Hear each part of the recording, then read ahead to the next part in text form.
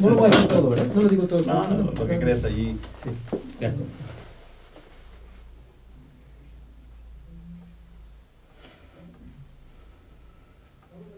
Ya. Buenas noches a todos los que nos dispensan con el favor de su atención. Estamos en una emisión más del programa Propuestas por el Progreso del canal Astel TV. Este es el espacio del ingeniero Marco Méndez, no va a poder acompañarnos esta noche, así que mi nombre es Gerardo Castilleja, yo los voy a acompañar hoy. Tengo el gusto de presentarles al ingeniero Joel Carrillo. Correcto. Él es un hidrogeólogo y entiendo, vamos a hablar del derecho humano al agua. Creo que el tema por sí solo es fundamental para cualquier nación. Y vamos a tratar de hacer lo más amplia que se pueda esta discusión. Como hidrogeólogo que eres, entiendo tu posición. Tú eres alguien que estudia el uso, el aprovechamiento de las aguas subterráneas.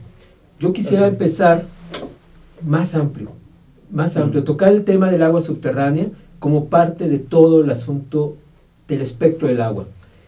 México tiene, desde el 81, estábamos ahorita conversando hace rato sobre Cutzamala, el gran proyecto de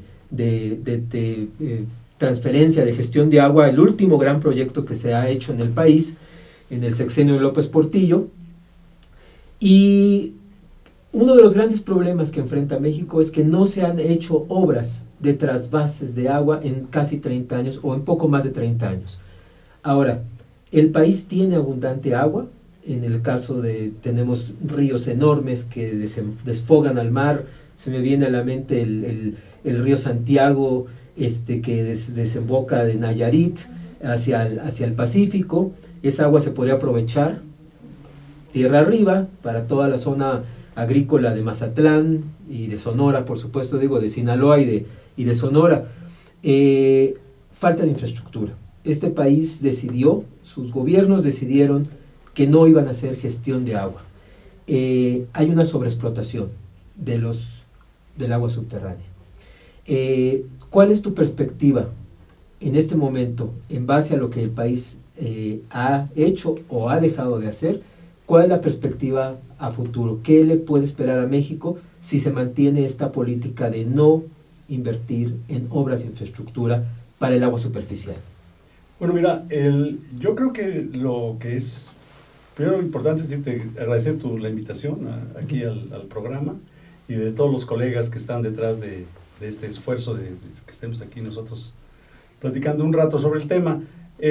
Pero ya pasando a los comentarios que has tenido bien iniciar, creo que en el sentido estricto hay una falta de entendimiento en lo que es de qué agua estamos hablando. Uh-huh. Que era un poco, digamos, la temática que nos preocupa. Mira, en México, como casi en cualquier país, el 97 o más del 97% del agua que se tiene en el país está en el subsuelo. Lo que pasa es que como no se ve, y como las obras virtualmente están enterradas porque son un pozo, por ejemplo, entonces, pues digamos, no hay mucha generación de expectativas políticas para el aspecto. Pero cuando tú hablas, dices, bueno, miren el sistema X, aquí están los tubos, allá va la gran presa, acá están las grandes oficinas de bombeo, etcétera, etcétera, como que se ve, sale en las portadas, sale por aquí, sale por allá, y parece ser que el señor político está trabajando. Sin embargo, cuando lo vemos realmente, ¿qué es lo que nos está diciendo? Nos está diciendo que su trabajo no ha sido el correcto. ¿Por qué? Porque se está haciendo uso de solo una parte del 3% del agua que tenemos, que es el agua superficial, al manejar los ríos, por ejemplo, en cuestiones de trasvase, como tú comentabas. En el caso del agua subterránea, tendríamos primero que probar que al sitio a donde se va a llevar el agua no hay agua subterránea. Uh-huh. O hay un problema en esto. Y aquí también comentábamos la situación de la Cuenca de México con el sistema Cutzamala. Cuando el sistema Cutzamala se construyó, bueno, parecía que iba a resolver un problema, todo se planteaba así. El conocimiento que había en esa época, bueno, pues también hay que reconocerlo, no es el mismo que se tiene ahora. Así es. Pero ahora que ya tenemos un conocimiento adicional, pues tenemos que ponerlo pues, en práctica en la medida de lo posible. ¿De qué estoy tratando de hablar? Mira, cuando se construyó el Cutzamala había un determinado X número de pozos. Había una determinada población que había que surtir. Y la razón por la cual se construyó fue porque se dijo, bueno, pues es más fácil y es mejor traer agua de fuera porque el sacar más agua subterránea va a seguir causando problemas de hundimiento de la ciudad. Entonces se tomó la decisión, se trajo el agua del Cutzamala. Pero ¿qué ha pasado? La población ha seguido creciendo, la cual necesita agua, y para eso, ¿qué se ha tenido que hacer en muchos lugares? Porque el Cutzamala no le lleva agua a todos, es más, la cantidad de agua es limitada, de acuerdo con lo que se usa en la cuenca, y aún así en la Ciudad de México. Entonces, ¿qué sucede? Bueno, pues que el agua del Cutzamala ya no es suficiente para las situaciones de esa época, por un lado. Por el otro, el número de pozos ha avanzado. Digamos, cada vez hay más y más pozos en la cuenca. No sabemos exactamente, los hemos pedido al gobierno distrito federal, pero no nos han mandado todavía la información. Pero lo que sí podemos decir es que hay más pozos. Yo donde vivo ya han construido 4 al lado, ¿no? Entonces, cuando nos hay 4 más que los que antes había, solo en la zona esta de cerca de casa, ¿no? Pero aquí ¿a qué llevamos a esto? Llevamos a que se dijo, vamos a construir esto porque hay un problema de hundimiento, y sin embargo se siguen haciendo los pozos. O sea, ya no había problema de hundimiento. Lo que sucedió fue que muchos de los nuevos pozos que se hicieron se mandaron a otro lugar, por ejemplo, cerca de la frontera con el Estado de México, en donde, pues, ahí fue donde están causando el problema. En lugar de causarlo acá, pues lo causaron allá. Déjame interrumpir. Por favor. Es normal que eso esté ocurriendo, porque si tú tienes una mega urbe que sigue creciendo, y la obra de infraestructura no se amplió, pues, efectivamente, Cutzamala era una necesidad de hacerse porque el hundimiento de la Ciudad de México ha existido y existe porque se sigue extrayendo agua. Ahora, si tú tomas estos mapas que saca Conagua sobre la cantidad de cuencas de agua subterránea que han sido sobreexplotadas, la verdad es que de las 620 y tantas... 652, tenemos como 120... 106. Perdón, 106. Al menos hasta hace un año y cacho. Un año, que están sobreexplotadas. Ahora, el problema real en la Ciudad de México, no me gustaría concentrarlo porque a veces tendemos mucho a hablar, es cierto, del DF. A nivel nacional, lo que tenemos es, por un lado, tú ves el mapa, cualquiera puede tomar un mapa de la Ciudad de México, del país, y encontrarte con que tienes una abundancia de agua en el sureste, una enorme escasez en el norte y noroeste, y lo que cualquiera que diga, bueno, vamos a empezar a distribuir el agua del país, precisamente porque hay muchas cuencas sobreexplotadas, pero hay una abundancia de agua superficial mal administrada porque no tenemos esas obras. Y si se hace una obra que se hace 30 años, que sigue funcionando, porque sigue entregando la tercera parte del agua que recibe esta ciudad, la recibe por Cutzamala. Entonces sí resuelve un problema donde de cada 3 habitantes de la Ciudad de México, 1 está siendo beneficiado y resuelve su problema de agua con ese proyecto. ¿Por qué no hacer más proyectos de transferencia de agua? ¿Por qué no llevar el agua de donde sobra a donde hace falta? Porque ¿qué tal si esas regiones, y pongo un ejemplo, pongamos el ejemplo del Hermosillo. Hermosillo tendría que perforar, los habitantes de la ciudad se tendría que perforar agua para encontrar cada vez más profundo, con el peligro tú eres experto en esto, el peligro de encontrar metales pesados y el costo de perforar cada vez más profundo. ¿Por qué se hace a un lado la transferencia y la trasvase. Tú estuviste en China, ahorita voy a leer tu currículum, y China está apostando a los grandes trasvases. Tres Gargantas, la presa que impresionó al mundo, es una presa de generación hidroeléctrica y de gestión del agua del río Amarillo. Entonces, ellos están apostando a que esa agua pueden administrarla con esas obras. Y creo que uno de los grandes problemas de los gobiernos, desde el último que fue López Portillo, que sí se ocupó de obras hidráulicas de magnitud importante para el problema nacional, fue el último. A partir de él, pues no sé, yo creo que se pueden contabilizar me sobran dedos de la mano para las obras hidráulicas que se hayan hecho de importancia de gestión. Sí, mira, es que aquí hay un problema que se ha entendido al revés. Lo que se ha entendido al revés es de que, bueno, hay agua, hay que traerla para acá. Aquí no hay agua porque la necesitamos traer entonces de otro lado. Se ha entendido al revés por esto, porque eso es en el caso de que realmente no hubiera agua aquí. Porque como no se ha estudiado con la realidad del caso,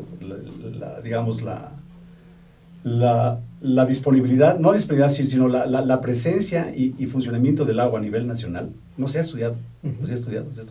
Si tú analizas la norma, la 011, se ve cuánta agua hay, en un cierto lugar. Por ahí teníamos en alguna de las pantallas que les mandé, hay uno donde está la Cuenca de México, y en la Cuenca de México vemos, en un corte, vemos que el acuífero, lo que llaman acuífero para analizarlo, es solo una partecita de todo el contexto que tenemos de más de 5 kilómetros de profundidad.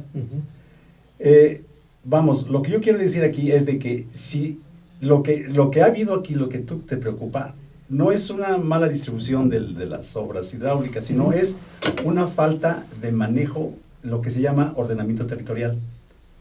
El agua ha quedado fuera del concepto de ordenamiento territorial. ¿Por qué? Porque digamos, si tú tienes un lugar donde tienes agua, pues tienes que hacer las condiciones para usar esa agua que tienes ahí. Así es. En un lugar donde no la tienes o la tienes más restringida, bueno, entonces haces acciones que te permitan, digamos, desarrollar un esquema, digamos, de economía con base con esa agua que tienes. ¿Sí? El problema es que aquí en México no es esa no es la circunstancia. De lo último que se piensa, y te puedo dar un montón de ejemplos, digamos, donde se construye X lugar, se construye cualquier ciudad, o se construye una casa, un conjunto habitacional, se construye una planta, digamos, por no decir, no hacer comercial, se construye ahí una fábrica X, ¿sí? Y resulta que, ya está todo, ¿no? Muy bien. Oye, ¿y el agua? ¿Qué vamos a hacer? Bueno, pues mira, pedimos permiso y haces un pozo en esta esquina y el otro en la otra esquina para que no queden muy juntos. Esa ha sido, y te puedo dar el ejemplo, sí, claro, clásico de donde ha sido el caso. Hagamos lo siguiente. Pero hay una situación antes de interrumpirte. Otra de las cosas que ha pasado y que no es porque sea culpa tuya, ni culpa de mucha gente, sino porque les han metido en la cabeza, ahora sí que a tubazos, válgase la expresión, el que hay sobreexplotación. Sobreexplotación no existe. No existe, ¿por qué? Porque primero no está ni siquiera definido, legalmente no está definido, y eso es un aspecto grave. Hagamos lo siguiente, Juan. Vamos a un corte en este momento y regresamos para que definas el concepto de sobreexplotación. No, bueno, ojalá lo pudiera definir.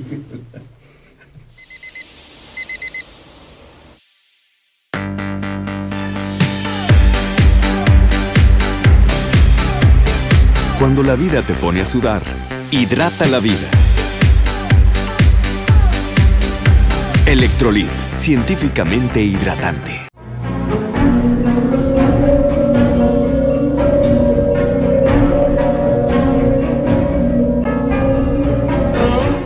Rosso Fragola. Arte en fresa que seduce tus sentidos.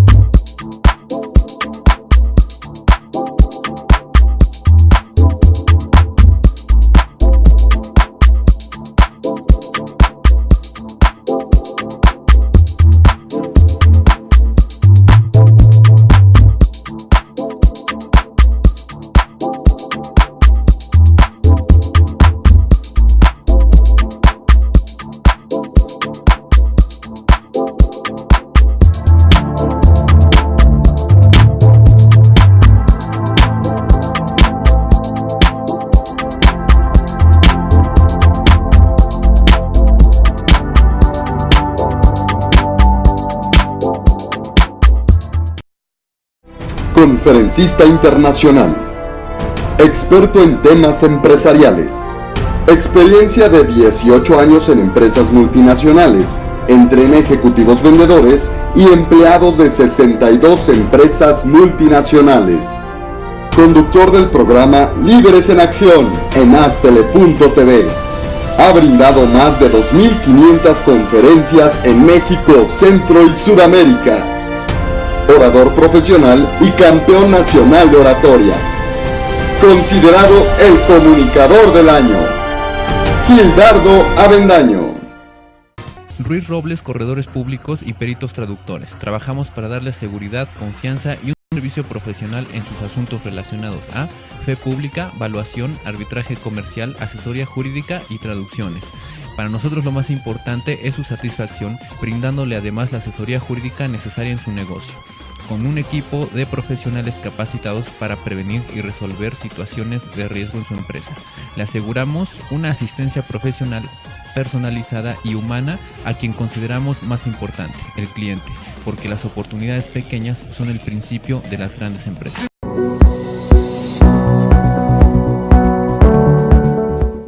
Muy bien, regresamos al programa Profesionistas por el Progreso con nuestro invitado, que es el hidrogeólogo Joel Carrillo. No leí su currículum, pero Joel Carrillo es un ingeniero geólogo del Politécnico, honrosamente del Politécnico, de la ESIA, diplomado en hidrogeología y tiene una maestría en Gran Bretaña.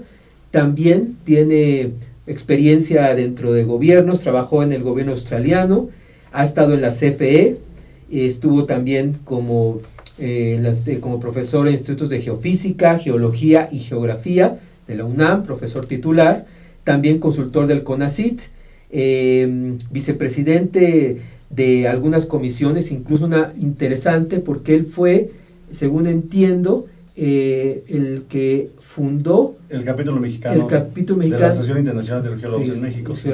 Entonces sí tiene trayectoria nuestro amigo Joel. Ahora, nos quedamos en el segmento pasado en que tú afirmas que no hay sobreexplotación del agua subterránea en México. Así es, por una razón.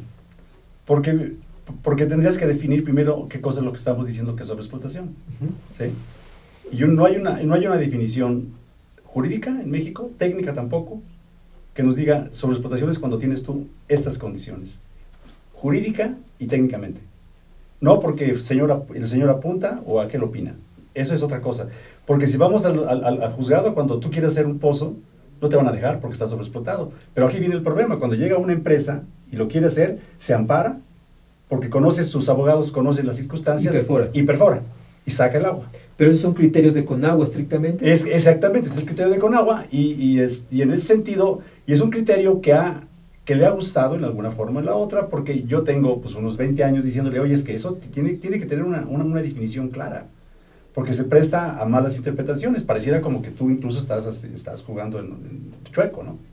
A final de cuentas estás corrompiendo el sistema, y no debes de corromperlo por el dinero, sino corrompiendo por la información, porque cuando se habla, por ejemplo, de escasez, es otra cuestión que es controversial, porque pues unos dicen que otros dicen que no, pero la realidad está que no es escaso. Pero, por ejemplo, cuando hablabas, el agua no es escasa, porque cuando vemos los números, el agua ahí está. Cuando vemos los números, no hay menos agua. El agua siempre ha sido la misma en el planeta, ¿no? O sea, no se ha salido una gota, como dicen por ahí, del planeta. El agua siempre ha sido la misma, ¿no? Entonces, hablar de que se está acabando el agua también es otra situación que es muy preocupante, porque a la gente que no conoce, pues va a entender otra cosa.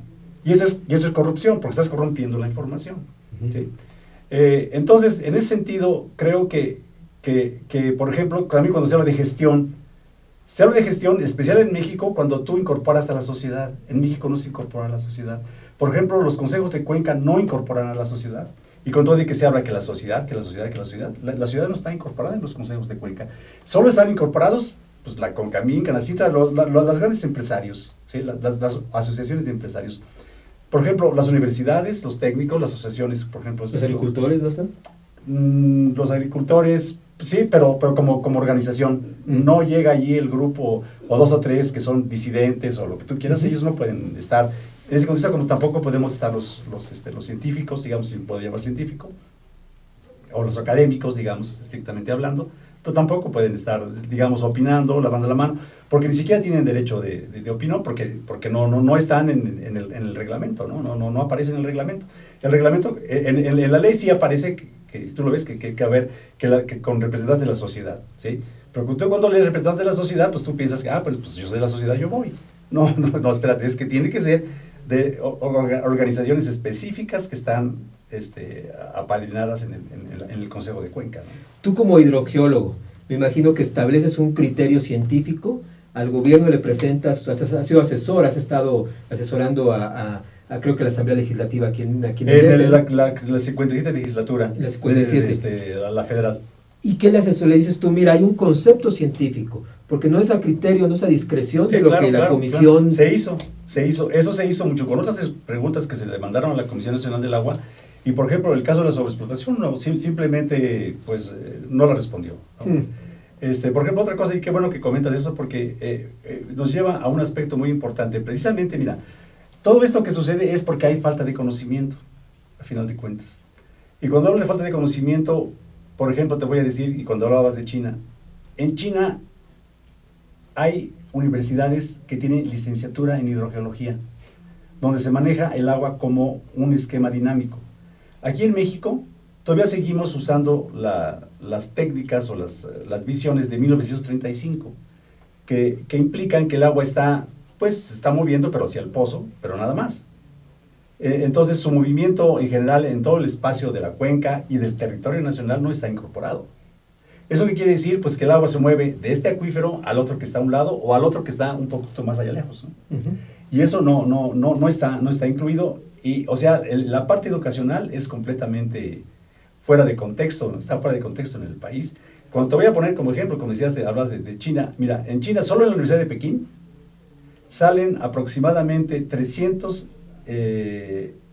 estudiantes, digamos, con su grado de licenciado, digamos, al año en hidrogeología, a nivel licenciatura.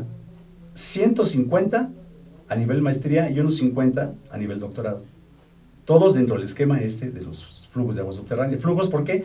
Pues porque el agua se mueve de un lado y se va al otro. No está como la gente, como le han hecho creer a la gente, incluyendo yo imagino que a ti, que pues, como está allá abajo, allá está una fosa así llena de agua que se llenó hace 10,000 años. No. Bueno, de hecho, los escurrimientos que ocurren son los que alimentan. Sí, de acuerdo, completamente de acuerdo. Pero lo que pasa es que esta agua que tiene aquí 10,000 años, no es que entró y se quedó allí estacionada 10,000 años, sino que entró en algún lugar y tardó 10,000 años en llegar a este lugar. Eso es lo interesante. O sea, no es que no tenga 10,000 años, sí, tiene 10,000 años, pero el agua se está moviendo de un lugar donde digamos, ahorita vas, ahí la edad del agua es 0, un poquito más para acá ya tiene 20 años, otro tiene 50, 100, hasta que llegas acá y tiene 10,000. ¿Por qué? Porque se mueve muy despacio, se mueve en órdenes de centímetros a metros por año. Entonces esto nos lleva a que 10,000 años, pues realmente son unos 50, 100 kilómetros, ¿no? No tiene gran preocupación, ¿no? Correcto. ¿Qué pasa con un país como México, donde tú tienes ciudades y tienes zonas de producción agrícola y ganadera, donde no tienes una cuenca abajo, pero sí hay una civilización encima? Entonces, ahí tú no puedes recurrir a perforar. No, es que volvemos a la misma historia. No, de que sí hay agua, hay agua. Ese es el punto, ¿sí? Ahora, el problema es que tienes que saber cuánto, a dónde y cómo, y de qué calidad. Ahora, una vez que sepas esto, dices tú, bueno, como tengo yo esta agua aquí, que es X cantidad, y acá tengo X multiplicado a la N, bueno, pues entonces aquí puedo hacer un desarrollo de X o de Y, y acá uno de Y multiplicado a la N. Pero mientras tú no tengas eso y sigas dando palos de ciego, pues estamos en la misma historia. Porque además, una de las cosas bien importantes en esto es de que si se comete un error, por ejemplo, al hacer una ciudad o una industria o X cosa en un sitio inadecuado, ¿por qué? Porque ahí nada más hay una cantidad restringida de agua, digamos, o en cantidad o en calidad. No hay problema, porque mis colegas van a poder resolverlo porque pueden traer agua del Yukon. Uh-huh. La traemos del Yukon. Es más, tampoco hay problema porque podemos hacer un aeropuerto, disculpa la frase, Ajá. podemos construir un aeropuerto en segundo piso. ¿Cuál es el problema, no? En lugar de tener un esquema, y quiero ser sarcástico, Ujú. porque lo que está haciendo es amontonar en la Ciudad de México. ¿Tú crees que allá afuera es una vida para vivir?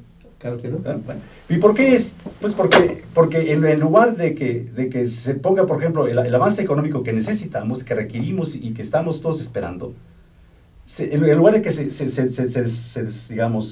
atomice, ¿no?, hacia lugares donde esto pueda tener hacer focos de desarrollo económico, todo se quiere concentrar en un lugar. Hay cuestiones bien sencillas, porque que se llama, como dice, es una palabra de 4 letras, no estamos pensando en inglés.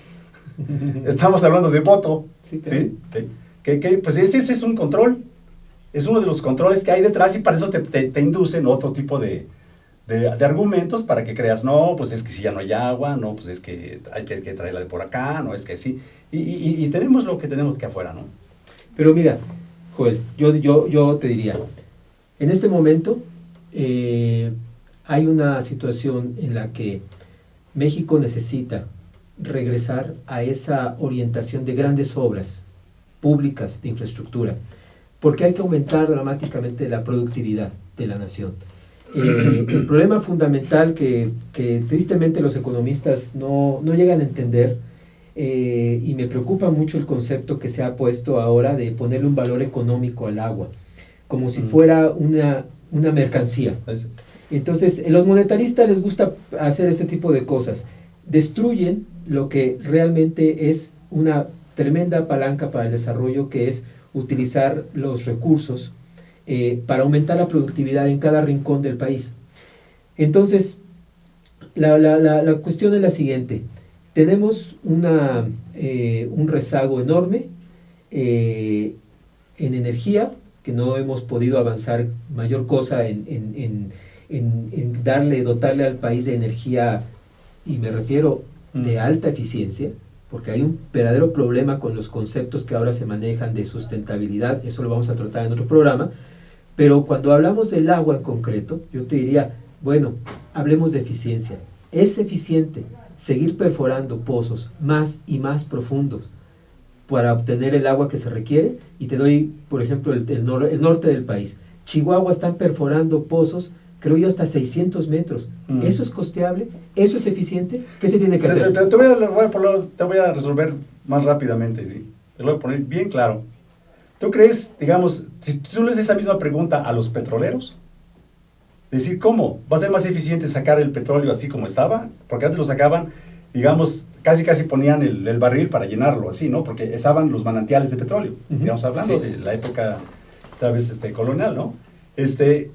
Pero ahora van a 2, 3, 4, 5 mil metros y sacan el gas y sacan el petróleo, ¿sí? Y es evidente que es económico, ¿sí? Ahora, sacar agua de 500, 600 metros va a ser todavía más económico. ¿Sabes por qué? Porque yo no pago el agua. Si tú me dices, un agricultor, lo único que tiene que preocupar es por hacer el pozo y pagar la energía eléctrica. Y eso a veces, porque luego se le dan subsidios importantes. Pero él no paga por el agua. Bueno, ¿sí? Entonces, lo que estamos haciendo es tomar el agua de aquí, la pones en verduras, la pones en carne, la pones en huevos, la pones en pollo, la pones en todo tipo de situaciones, todo tipo de elementos, y envías esa agua a lugares donde no hay agua. ¿Sí? Por ejemplo, es una situación que se está dando en muchas partes del mundo, ¿no? Pues entonces estás de acuerdo con el trasvase, porque si hay necesidades de transferir esa agua a otra región, entonces yo diría, no es que me oponga a que se perfore. De hecho, bueno, gracias a que se perfora en esta ciudad y en otras, pues tenemos agua. Pero lo que la tercera parte del programa quiero que lo abordemos, pero si el agua viene del cielo, ¿no? Es donde hay la mayor cantidad de agua atmosférica, entonces, ¿por qué no recurrir a ella? No, la mayor parte del agua no es la atmosférica, discúlpame.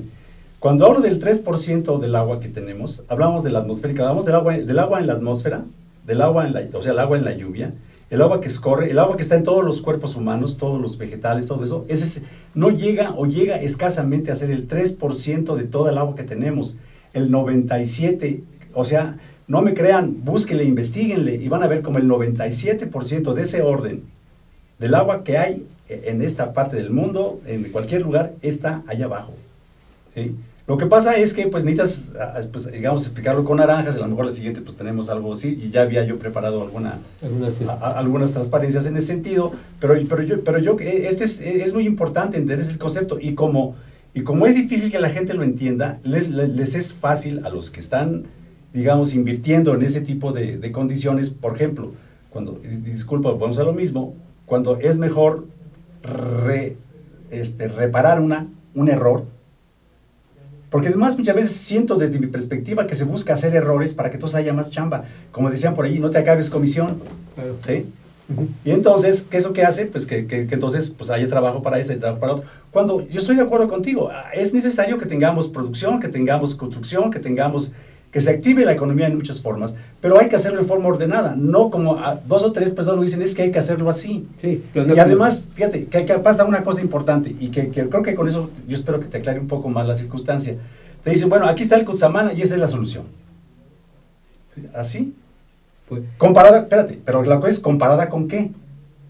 Está el Cutzamala, puede haber estado el San Pedro, puede haber estado San Enrique, puede haber estado en donde uno tenía esta condición, otro tenía otra, ¿sí? Desde el punto de vista técnico, desde el punto de vista metodológico, desde el punto de vista económico, desde el punto de vista ambiental, desde el punto de vista social. ¿Cuál es la más apta? Incluyendo, por ejemplo, el tener otro tipo de ciudad. Porque esa es la solución que están pusieron el Cutzamala por como querían que la ciudad creciera. A esa parte de planificación, ¿no? Vamos en el tercer bloque. Vamos a hacer un pequeño corte para poder poner los anuncios respectivos. Gracias.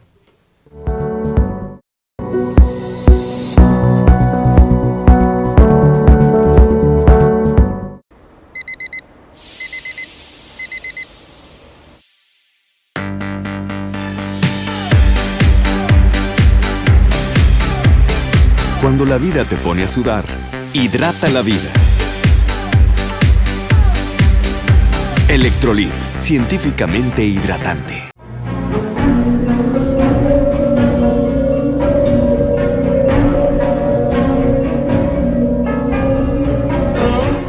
Rosso Fragola.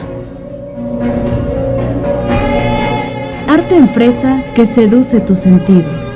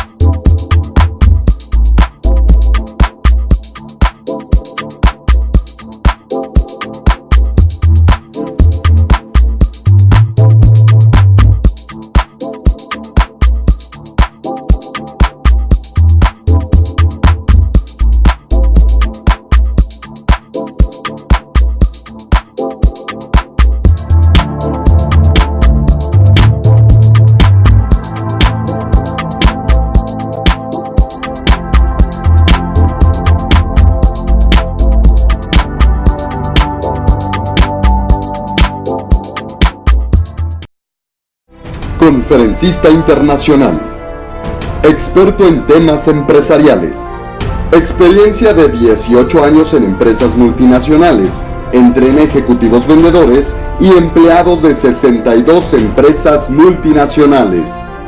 Conductor del programa Líderes en Acción en Astele.tv.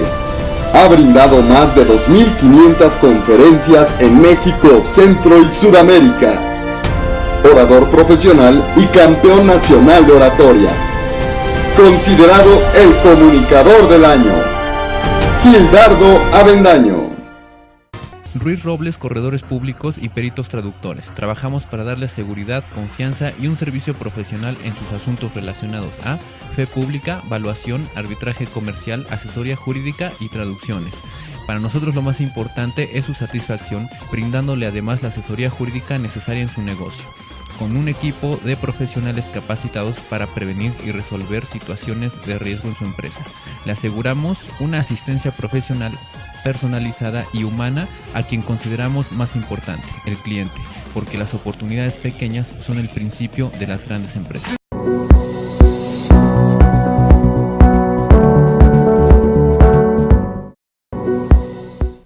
¿Qué tal? Seguimos transmitiendo el programa Profesionistas por el Progreso. Nuestro invitado, Joel Carrillo, hidrogeólogo. Hemos estado hablando estos 2 segmentos pasados de la sobreexplotación de los mantos. Tenemos problemáticas en el país que es necesario que la población entienda. Yo creo que fundamentalmente tenemos que volvernos muy pedagógicos para poder explicar. Tú has dedicado tiempo a la enseñanza en la academia. Tenemos que explicar a la población, quitarle esos miedos que ha venido la propaganda, que es muy grande, ese tipo de miedos de que el agua se va a acabar, hay escasez, hay una escasez enorme, está sobreexplotado. Sí, yo diría hacerlo de una manera, Joel, en el cual se le explique a la población que en los océanos, que son la gran reservorio de agua, salada, pero agua, y toda la evaporación que el sol generosamente nos brinda, 473,000 kilómetros cúbicos de agua, del agua del mar, 473,000 kilómetros cúbicos se evaporan. Y de eso que se evapora y que llega a la atmósfera, solamente 10% cae como lluvia en los continentes. Y el 90% se va a los océanos.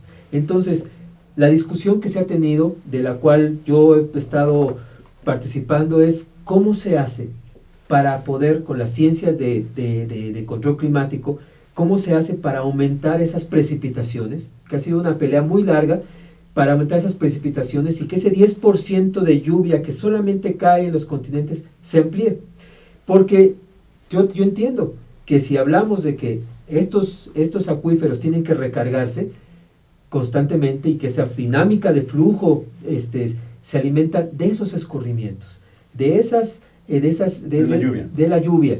Entonces, México, en la década de los 80 se empezó a experimentar la ionización de la atmósfera, una tecnología rusa, sí dio resultados, no se dio seguimiento, otros países sí lo hicieron, Israel lo hizo con muy buenos resultados, lo está haciendo Australia por cierto, lo está haciendo Omán, el país que está en la península arábiga, y vale mucho decir que si México fue pionero en esta tecnología de la ionización atmosférica, hay que continuarla y traer a los científicos a que con toda la medición se vea los beneficios de hacer esa ionización.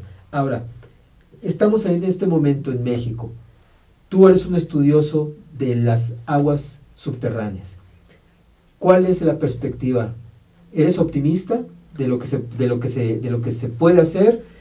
¿Crees que hay suficiente conciencia en los funcionarios, en las academias, como para entender lo que tiene que hacerse en México para recargar los acuíferos, para dotar del agua que con urgencia se requiere en muchas poblaciones que sufren ya escasez?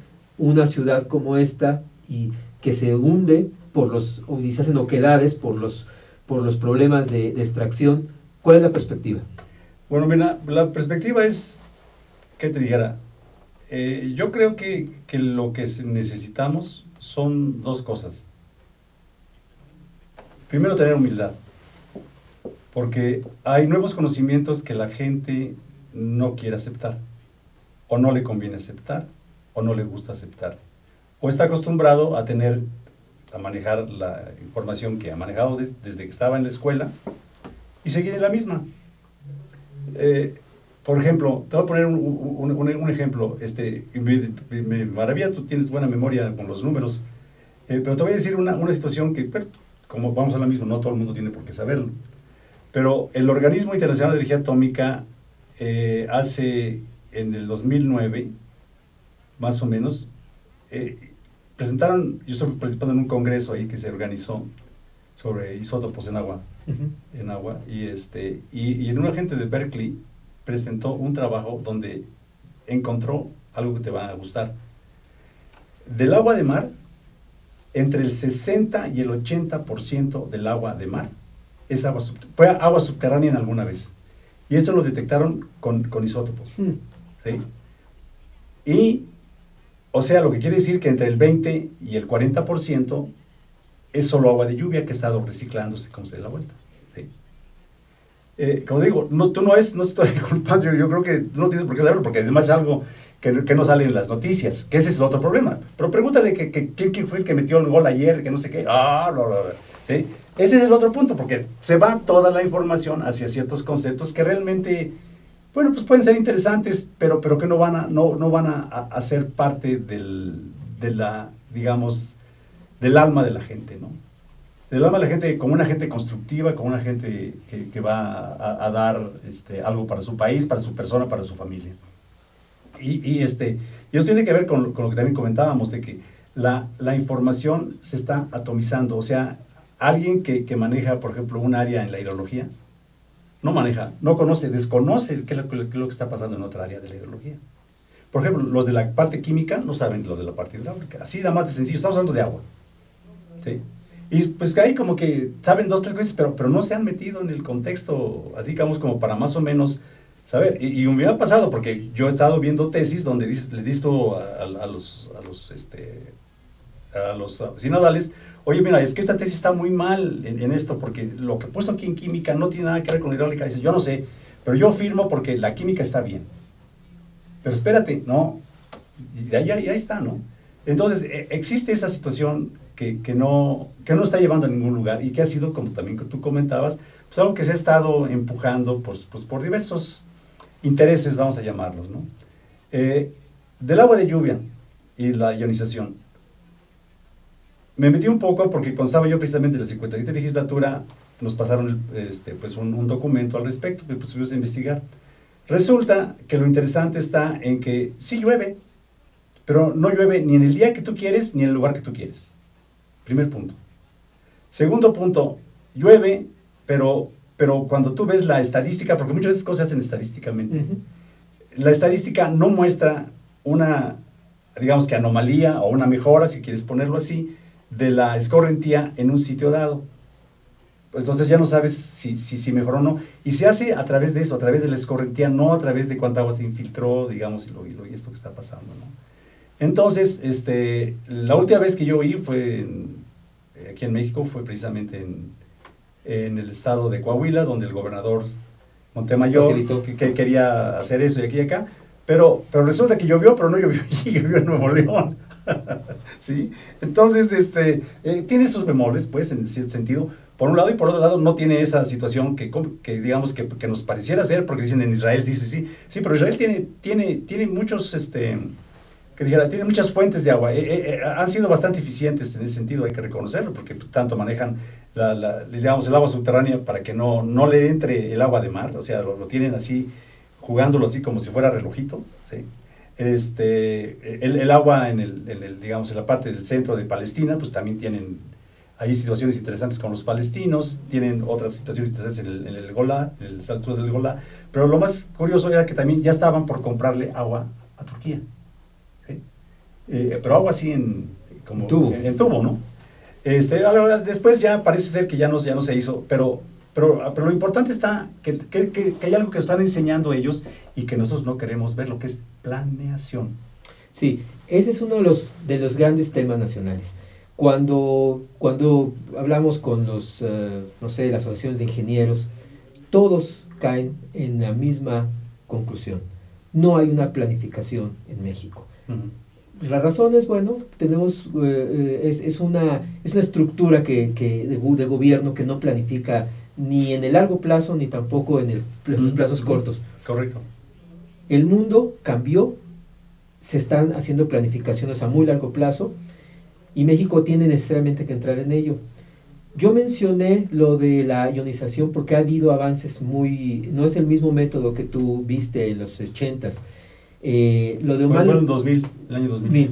o 2000. Yo lo último que vi en la península de Arábiga, Omán, con una tecnología igual de ionización por parte de una empresa australiana, y ellos hicieron un mecanismo de monitoreo muy, muy grande, que lo siguen ampliando cada año. Lo que ellos están mostrando al público es que ellos pudieron tener, en la primer año de operación, que fue el 2014, tuvieron un aumento del 13% de promedio de lluvia. En el 2015 tuvieron casi un 22%, y están anunciando que ellos han logrado en todos los meses que van no anualizado, pero en el periodo de 2016 han tenido aumentos superiores al 26%. Ahora, esto nos da toda una perspectiva de que sí se puede modificar el clima, sí podemos modificarlo. No bajo las tesis que hay que poner en escrutinio todo el tiempo de la actividad antropogénica, ¿no? Que se dice es que el hombre con sus emisiones de gases afecta el clima. No, hablemos realmente de ciencia, no de especulaciones.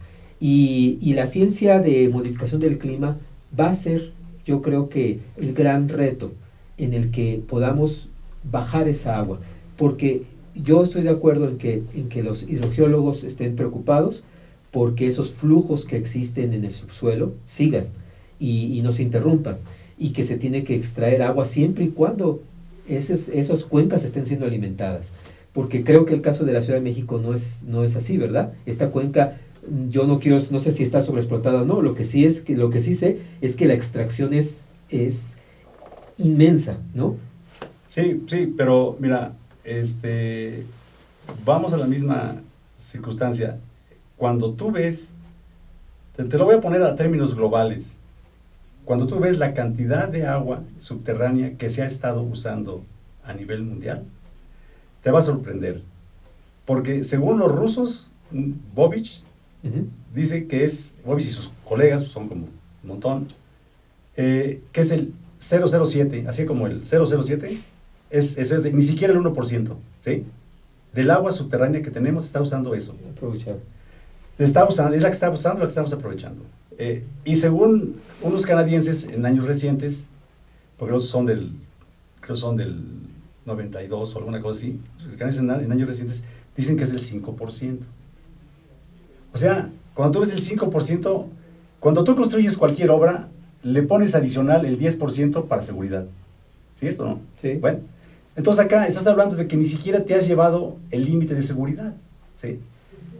El problema no es el 5, ni el 1, ni el 20%. El problema es que, como la sacamos sin conocer la dinámica que está detrás, lo que está por venir, la continuidad que tienes entre el lugar donde estás sacando el agua con el resto, o sea, ambientalmente hay una serie de conexiones, o sea, que esa es la ventaja, porque eso es lo que hacemos nosotros. Nosotros vemos esas conexiones para poder entender lo que pasa. Y entonces, en ese sentido, el agua que tenemos, que es inmensa. Y cuando lo ves desde esta misma perspectiva, cuando hablan de recarga artificial, pues realmente a mí me da entre risa y coraje, porque es como, se vas a gastar, hay lugares donde sí vale la pena hacerlo, ¿no? Pero no en todos. Pero no en todos. ¿Sí? Tenemos que cerrar, es muy interesante, tenemos que continuar esta conversación, Joel. Por favor, gracias. Yo quiero agradecer en este espacio su presencia. Este es el programa Profesionistas por el Progreso, el espacio del ingeniero Marco Méndez. Esta vez no estuvo con nosotros. Tuvimos como invitado a Joel Carrillo, hidrogeólogo con una vasta experiencia en los temas, y el agua naturalmente es tan fundamental como la propia vida. Entonces vamos a continuar el tema, será en otro momento. Les agradezco su atención y que pasen muy buenas noches. Buenas noches y gracias.